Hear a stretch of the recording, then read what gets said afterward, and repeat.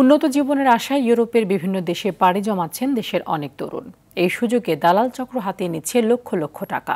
তবে এই স্বপ্ন অনেক সময় রূপ নেয় দুঃস্বপ্নে। এমনই এক হৃদয় বিদারক ঘটনা ঘটেছে মাদারীপুরের রাজৈরে। দালালের খপ্পরে পড়ে নিখোঁজ হয়েছেন 14 যুবক। প্রায় 1.5 বছর ধরে কোনো খোঁজ নেই তাদের। পরিবারও জানে না সন্তান বেঁচে আছে নাকি মারা গেছে। মাদারীপুর প্রতিনিধি সাইফুল ইসলামের পাঠানো তথ্য ও চিত্র আরও জানাচ্ছেন সাকিব আল হাসান।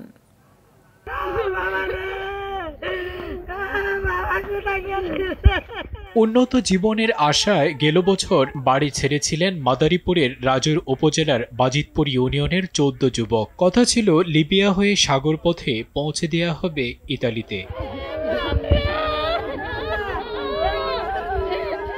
এই প্রতিশ্রুতিতে প্রত্যেকের কাছ থেকে 15 থেকে 20 লাখ টাকা হাতিয়ে নেয় এক ইউনিয়নের বাবুল হাওলাদার চক্র। লিবিয়ায় পৌঁছানোর পর ভয়ভীতি দেখিয়ে পরিবারের কাছ থেকে দাবি করা হয় আরও মোটা অঙ্কের টাকা। সন্তান ফেরত পাওয়ার আশায় ভিটেমাটি বিক্রি করে ও সুদে ঋণ নিয়ে কয়েক ধাপে 30 থেকে 40 লাখ টাকা পাঠায় ভুক্তভোগী পরিবার। তবুও সন্ধান মেলেনি সন্তানদের। 15 লাখ টাকা দিলে 25 দিনের ভিতর পার করবো, হেয়ার পরে পার করে নাই। দালালে কইছে যে দাও ইটালি পৌঁছাই দিব। 35 লক্ষ টাকা দিছি। টাকা দেওয়ার পর আজকে 5 মাস ধরে ছেলে নিখোঁজ করে থইছে। দালালের শাস্তি চাই। আমার টাকা নিছে 45 লাখ। নিখোঁজ পরিবার থেকে লিখিত অভিযোগ পেলে ব্যবস্থা নেওয়ার কথা বলছেন এই পুলিশ কর্মকর্তা।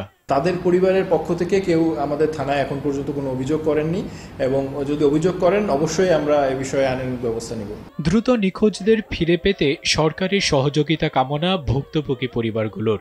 একই সাথে এ ধরনের ঘটনার পুনরাবৃত্তি ঠেকাতে জড়িতদের দৃষ্টান্তমূলক শাস্তিরও দাবি তাদের। সাকিব আল হাসান, RTV।